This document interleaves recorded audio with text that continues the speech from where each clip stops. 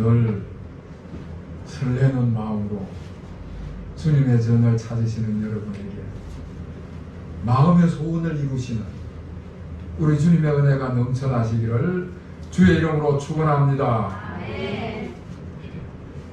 위력에 의한 업무방해죄, 위력에 의한 업무방해죄, 그러는 죄가 있습니다. 형법에 나오는 법률인데 타인의 의사결정의 자유를 위력으로 교란시키는 죄다, 그럽니다. 직장에서, 그러니까 공무원이든지 일반 기업에 다니는 직장인이든지 직장 상사들이 아랫사람들에게 저지르는 죄입니다. 직장 상사의 힘이 무서워서 그 불의에 저항하고 싶고 따지고 싶은 마음이야 뿔뚝 같지만은 직장 내에서 불이익을 당할까봐 도저히 용기를 내지 못하는 그런 아랫사람들에게 윗사람이 저지르는 죄를 이야기하는 것입니다. 그 대표적인 죄가 위력에 의한 성추행, 위력에 의한 성폭력, 거기에 해당되는 죄인 것입니다. 여러분, 이런 죄는요, 어제 오늘날만의 문제가 아닙니다. 우리나라에 국한된 문제만도 아닙니다. 이 사회가 구성되어 있는 그 어느 지역에서든지 늘 발생할 수 있는 죄가 위력에 의한 업무방해죄다 하는 것이죠. 옛날 로마 시대에는 고위 관리들이 자기 권력을 이용해서 엄청난 탐욕을 채우는 일을 저질렀습니다. 로마 시대의 고위 관리들은요, 자기 권력을 이용해서 자기의 탐욕을 채우는 일이 아주 일반적인 일이었습니다. 오늘 성경에 등장하는 벨릭스라는 사람이 바로 그런 사람이었습니다. 이 벨릭스라는 사람은 팔레스틴 지역, 시리아 지역까지 다 통치하는 로마 총독이었습니다. 이 사람이 아주 전형적인 위력에 의한 업무방해죄를 저지르는 아주 탐욕적인 그런 인간이었습니다. 오늘 24절 말씀을 보면은 그의 아내가 유대 여자 두루실라였다 이야기를 하고 있습니다. 이 두루실라라는 여자는 유대왕 헤롯 왕의 딸입니다. 그러니까 유대 나라의 공주인 것이지. 그런 이 여성하고 로마 총독하고 결혼을 했는데 이 결혼이 첫 번째 결혼이 아니라는 것입니다. 이 두루실라라는 여인이 자기가 사랑하는 남자하고 결혼을 했는데 그 남편을 버리고 이 로마 총독에게로 다시 들어와서 삶을 사는 것입니다. 한술 더 떠서 이 로마 총독은 이 여성이 세 번째 아내인 것입니다. 그러니까 이 두 사람은 정상적으로 결혼을 하고 같이 사는 그런 관계가 아니라 아주 비정상적으로 권력을 따라서 만나고 성적 탐욕을 따라서 만나서 그렇게 만나서 사는 사람인 것입니다. 그러니까 이 로마 총독 벨릭스 총독은 아주 성적 탐욕이 강한 사람이고 감각적인 충동에 따라서 움직이고 행동하는 그런 사람이다. 자기가 가지고 있는 그 권력을 아주 잘 활용을 해가지고 자기 탐욕을 다 채우면서 사는 그런 사람이었어요. 그리고 두 번째로 26절 말씀을 보면은 이 총독이 감옥에 갇혀있는 죄수 바울을 자주 불러서 만났다 이야기를 하고 있습니다. 그리고 그 이유가 뭔가 하면은 돈을 받을까 바라기 때문이다, 그렇게 성경은 이야기를 하고 있습니다. 앞에 23절 말씀하고 연결을 지어서 해석을 하면은 바울에게 자유를 주고 친구들이 언제든지 바울을 돌볼 수 있도록 그렇게 허락했다는 말씀을 하는데, 무슨 말씀인가 하면은 수시로 감옥에 갇혀있는 제수를 불러내 가지고는 만나서 이야기를 하는데, 그 제수들에게 노골적으로 돈을 요구한, 뇌물을 요구를 하는 것입니다. 은밀하게 돈을 내놓으라고 압박을 하는 것입니다. 여러분, 감옥에 갇혀있는 제수들이 얼마나 자유가 그립겠습니까? 어떻게 하든지 하루라도 빨리 감옥을 나가고 싶고 석방되고 싶은 마음이 제수들의 마음인데, 그 제수들의 마음을 이용해 가지고 돈을 챙기는 것입니다. 감옥에 갇혀있는 제수가 돈이 없으니까 그 제수하고 친한 친구들을 불러오는 거예요. 그래서 자유롭게 만날 수 있게 해주는 것입니다. 그러면 그 친한 친구들이 감옥에 갇힌 자기 친구를 석방시키기 위해 가지고 온갖 뇌물을 총독에게 갖다 바치는 것입니다. 그 옛날 로마의 총독들은 그렇게 식민지에 가서 착취를 하고 돈을 긁어 모으는데 아주 지극히 일반적인 그런 일들이었어요. 다시 말해서 자기 권력을 이용해서 자기의 탐욕을 채우는 것이지요. 그럴 뿐만 아니라 그렇게 채운 탐욕을 가지고 사치하고 향락을 즐기는 것입니다. 온갖 음식과 술을 탐욕을 하고 호화로운 별장이나 집에다가 장신구과 향로를 갖다 들여가지고 온갖 종류의 사치와 향락을 누리는 그런 삶을 사는 것입니다. 세 번째로, 이 총독이 이제 자기 2년의 총독의 임무를 마치고 본국인 로마로 소환돼서 돌아가게 되는데, 오늘 27절 말씀을 보면은 아무 죄 없이 2년 동안 감옥살이를 하는 바울을 그 감옥에 그냥 두고 가버렸다 이야기를 하고 있습니다. 사실 사도 바울은 아무런 죄가 없는데 감옥에 갇힌 신세가 됐습니다. 그 당시 유대 종교 지도자들이 음모를 꾸며가지고 바울을 모함해가지고 예루살렘 감옥에다 가두었는데, 예루살렘 감옥에 갇혀있던 바울이 이 벨릭스 총독이 있는 가이사라 감옥으로 이송되어 와서 그곳에 있었습니다. 벨릭스 총독이 바울을 불러다가 들어보니까 바울에게는 아무런 죄가 없는 거예요. 아무런 죄가 없는 것이 밝혀졌으면은 풀어줘야 될 거 아닙니까? 석방을 시켜줘야 될 거 아닙니까? 그러니까 돈을 바라느라고 석방을 시켜주지 않고 자유롭게 친구들을 면회오도록 해서 온갖 구실을 만드는 것입니다. 그리고 이제 결국 자기 임기를 마치고 로마로 소환이 돼서 돌아가면은 죄 없는 바울을 풀어주고 석방해주고 돌아가야 될 텐데 그대로 두고 갔다. 그건 무슨 소린가 하면은, 로마로 소환돼 가면은 로마 황제로부터 평가를 받게 됩니다. 식민지 지역의 총독으로 파송을 했는데 그 식민지 지역에서 총독의 생활을 제대로 했나 안 했나 아랫사람들에게 감시를 시키면은 이제 그 식민 지역의 지도자들에게 물어보는 것입니다. 이 총독의 통치를 제대로 수행했냐라고 물어봤을 때에 그 당시로 유대의 지도자는 대제사장인 종교 지도자들이 있는데, 그들에게 환심을 사기 위해서 그들이 모함을 해서 가둬둔 바울이 죄가 없어서 석방을 시켜줬다가는 그들로부터 미움을 사게 되면은 자기가 좋은 평가를 못 받게 되니까 그들의 한심을 사기 위해서 죄가 없는 바울을 로마 그 감옥에 가둬두고 돌아가 버렸다 하는 이야기입니다.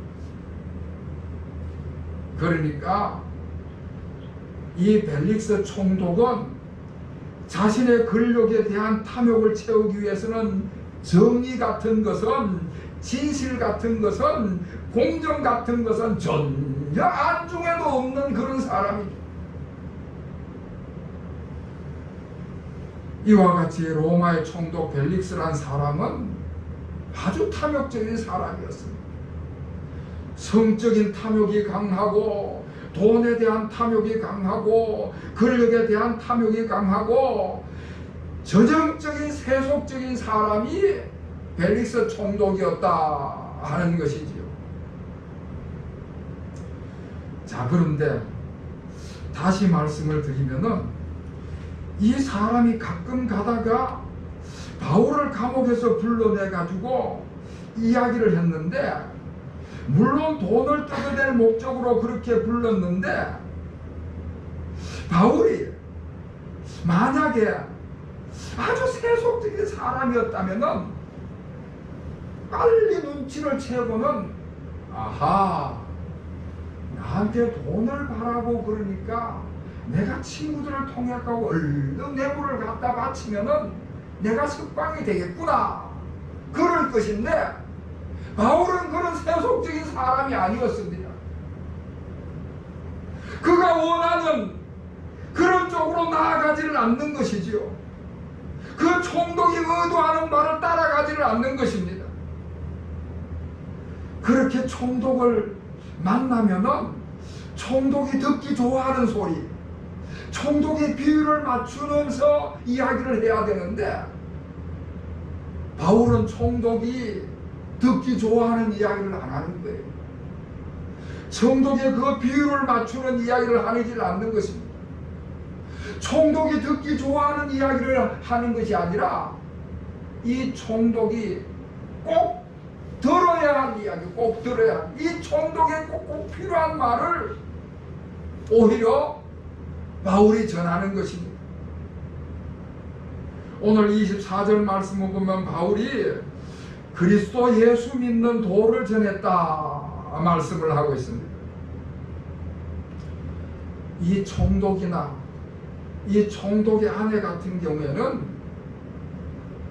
인간 실존의 문제, 인생을 어떻게 살아야 바른 인생을 살아가느냐, 그런 데는 관심이 없는 사람, 그런 데는 관심이 없는 사람들입니다.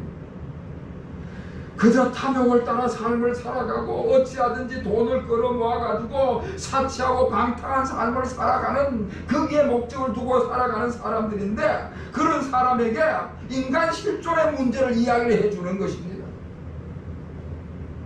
인생은 그렇게 사는 것이 아니다.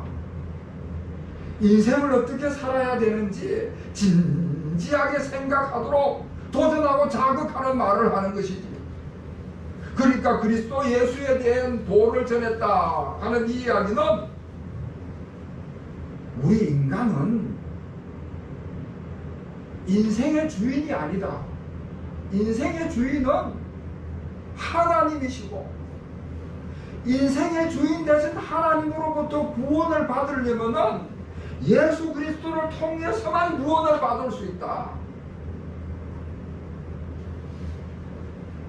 그러려면 죄를 회개해야 되는 것이고, 예수 그리스도께서 죄를 사해 주시면은, 그리고 예수 그리스도를 믿을 때에 구원을 받는다는, 영생을 얻는다는 그 도를, 진리를 가르치는 것입니다. 예수 그리스도를 생명의 구주로 모시고 예수 그리스도를 인생의 주인이고 모시고 삶을 살아야 된다 하는 그리스도 예수의 도를 전하는 것이지. 그리고 25절 말씀에는 의에 대해서 강론을 했다 말씀을 하고 있습니다. 의에 대해서 말씀을 했다고 하는 것은, 인간은 의로운 하나님과 바른 관계를 맺어야 된다는 말씀을 전하는 것입니다. 인간이 하나님을 받아들이고 하나님께 인정받는 상태가 될 때에 불의한 삶에서 의로운 삶으로 돌아서는 것을 말씀하는 것이죠. 당신들은 지금 하나님 앞에서 바르게 삶을 살지 못하고 있습니다. 하나님 앞에 의로운 것이 아니고 하나님 보시기에 바른 상태가 아닙니다. 그걸 지적을 하면서 당신들이 지금 그렇게 성적으로 부도덕한 삶을 살아가면 안 된다는 것을 의에 대해서 말씀을 하는 것입니다. 그리고 또 거기에 절제에 대해서 강론했다 말씀을 하고 있습니다. 하나님께서 원하시는 삶의 방식이 무엇인지, 성적인 충동이나 음식이나 술의 감각적인 충동이나 자신을 제어하지 못하는 그런 삶을 살면 안 되고, 그런 것들로부터 절제된 삶을 살아야 그 삶이 인간다운 삶을 살아가는 것이다. 당신들은 지금 무절제한 삶을 살고 있습니다. 감각적인 충동을 제어하지 못해가지고 사치와 향락에 빠지고 방탕한 삶을 살아가고 있습니다. 부도덕한 삶을 살아가고 지금 부끄러운 삶을 살아가고 있다는 것을, 그렇게 부도덕하고 부끄러운 삶을 살아가는 것은 충동에 의해서, 감각적인 충동에 의해서 감정에 치우쳐서 살아가는 삶이기 때문에 그런 삶을 제어하고 절제해야 돼. 절제하는 삶을 살아야 된다. 그리고 또 마지막으로는 심판에 대해서도 말씀을 강론을 했습니다. 예수님을 믿지 않음으로 말미암아 구원받지 못하고 하나님 앞에 의로운 삶을 살지 못하고 그렇게 무절제한 삶을 살아가면은 반드시 그 결과는 비참한 결과를 맞이하게 될 것이라는,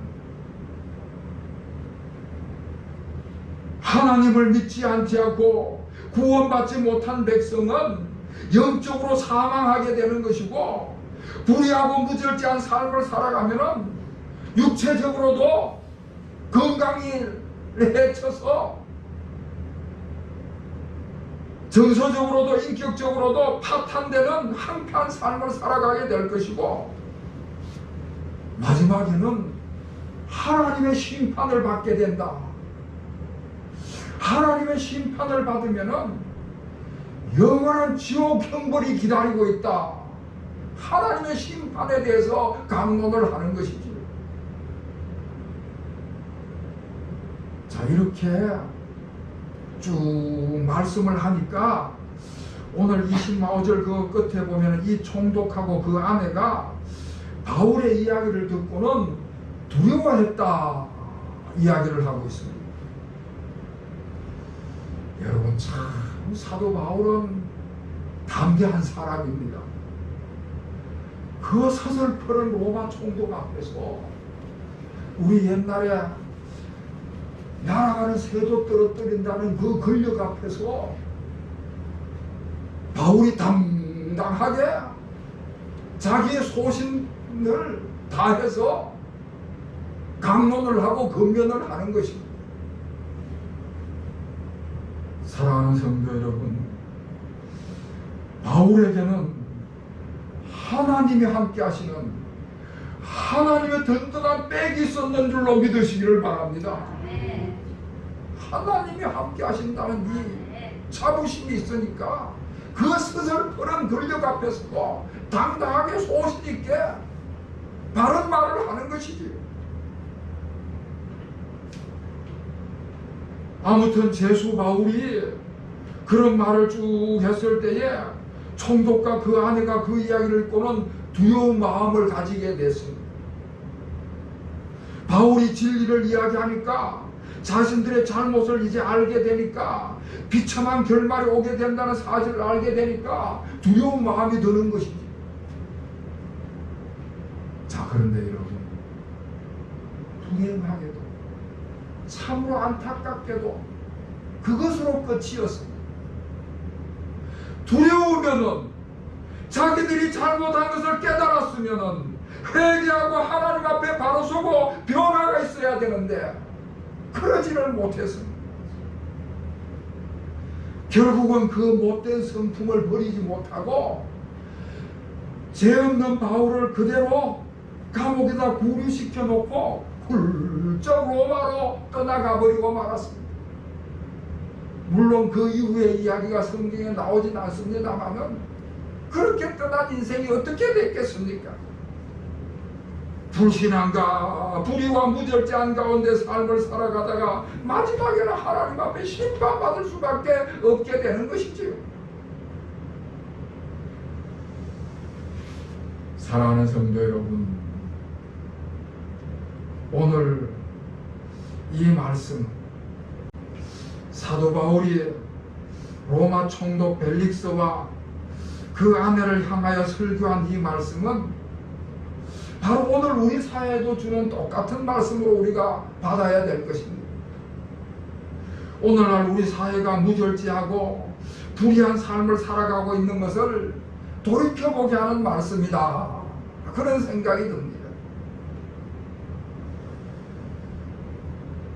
우리 인간의 사고 속에는, 이 사람이 생각하는 그 사고 속에는 그 사람의 인간됨을 나타내는 가치관이 자리를 잡고 있습니다. 어느 사람이든지 그 사람의 사고 속에는 그 사람의 세계관이라는 게 담겨져 있습니다. 그 사람이 인생을 어떻게 살아가느냐, 그 인생의 삶의 발자취는 그 사람의 가치관, 그 세계관에 의해서 나타나게 돼 있는 것입니다. 그 사람의 가치